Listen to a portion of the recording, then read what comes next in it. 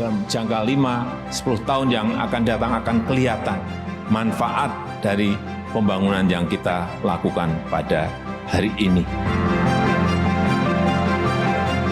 Inilah fondasi kita untuk nanti berkompetisi dengan negara-negara lain.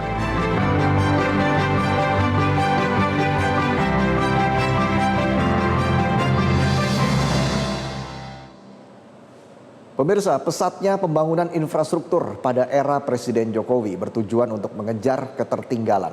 Infrastruktur merupakan fondasi untuk mendongkrak daya saing bangsa. Berbagai kendala tidak membuat pemerintahan Jokowi kendor dalam membangun infrastruktur.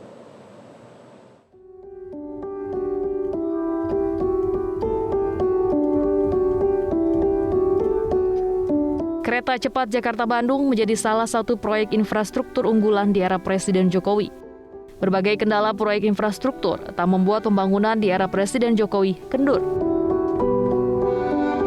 Meningkatkan konektivitas, memicu pusat pertumbuhan ekonomi baru, hingga mendongkrak daya saing bangsa adalah manfaat infrastruktur bagi Indonesia. Nanti terjadi konektivitas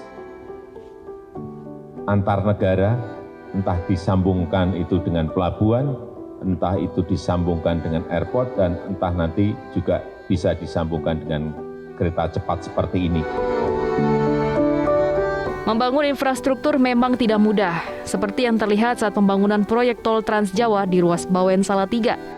Namun apapun kendalanya harus teratasi, karena jalan tol sangat penting untuk mendongkrak ekonomi.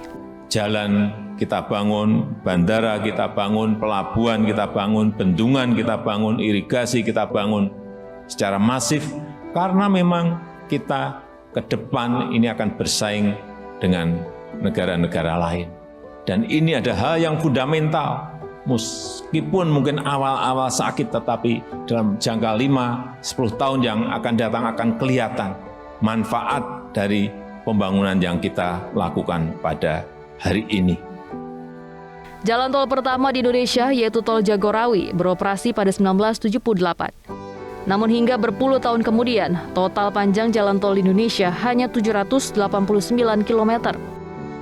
Begitu Presiden Jokowi menjabat, panjang jalan tol bertambah 1.300 km hingga akhir periode pertama.